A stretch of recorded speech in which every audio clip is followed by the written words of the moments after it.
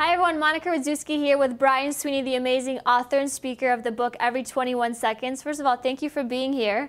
Thanks for having me. So we're going to talk about your traumatic brain injury. Tell us, how did you get injured and what was the recovery like?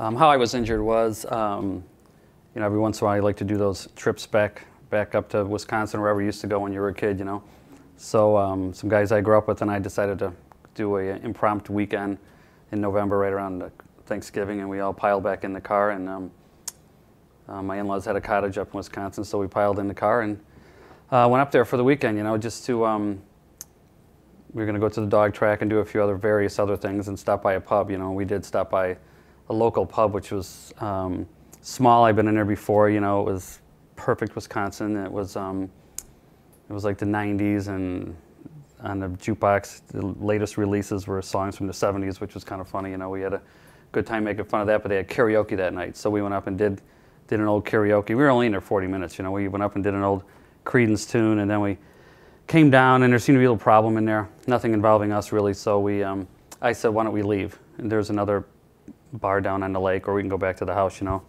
And so we decided to leave, and I remember putting my arm in my coat, and that was it for me as far as what I recall.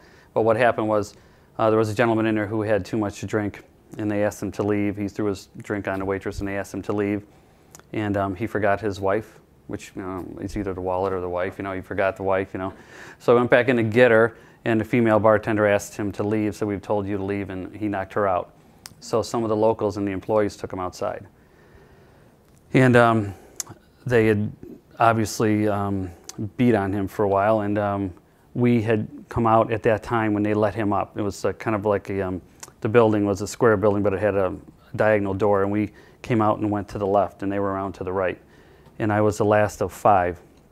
And I slowed down to get the keys, and they said what had happened is he came up behind me, and I guess I turned right at the last second. He hit me here first, which cracked the back of the skull, and that's where your vision and your balance are. And then I went down, and then he had steel toe boots on and a few shots to the head, and that was pretty much the end of that, So that's how that happened.